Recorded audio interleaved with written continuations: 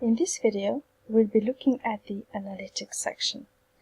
This section will allow you to easily access to all of your data. And as you can see, it is all on the one page here, so you will not have to wait for the pages to load. On the top left here, you can see two tabs. We have the data sources and the calendar. So first, let's just select a day on the calendar here, as this will enable us to view the data.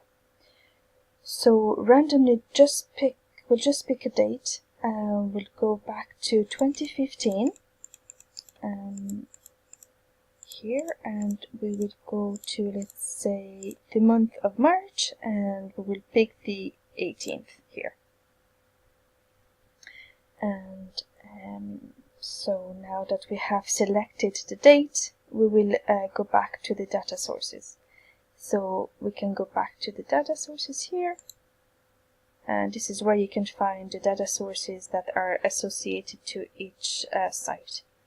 So if you want to look for a specific data source, like here, you can just go here to the filter, and you can type in what you're looking for. So for this exercise, let's just go to the main factory here. Then we'll click on the utilities, and let's say we're interested to look at the electricity usage. So you just tick on the electricity here. There we are. So we have the electricity usage from the main factory that we can see here in the chart. You can also change the viewing option just here by clicking on the collapse or expand button. So if you want to collapse all, this is what we have here. You just click on here up, and it's all collapsed. Or if you want to expand it, so we just go back here and you go to expand all, and you'll have the original viewing option that we had at the start. And actually all the tools can actually be expanded, collapsed, or toggled. In the summary here, you can see the energy units of your organization.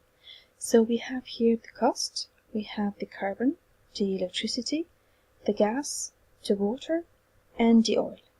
So the figures here in red, they are the percentage decrease or increase compared to the previous period. So in that instance here, the consumption has increased compared to the 17th of March, and that's the reason why the figures are in red. If it was the opposite, the figures here would be green. So if we quickly go back to the calendar tab here, I just wanted to mention that you can also compare two periods of time. So as by default, the calendar will be automatically set to a day, and it can be viewed by a 15-minute interval. So that's what we have here. But you can change the granularity here by clicking on the drop-down menu here, and you can go a day by 15 minutes, the day by 16 minutes. You can view the data for the week by 60 minutes, or by day, or by month, and finally by year. So whatever you choose, you can just select here what you like. So you will also have the option to compare two periods of times, as we were mentioning. So let's just say that you want to compare the 18th of March with the 25th of March, like so.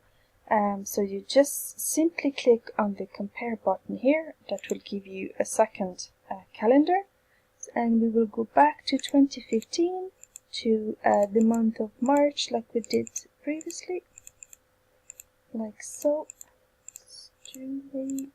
March, and so we go to the 25th. Okay, so now we have the two lines that shows the two periods of time.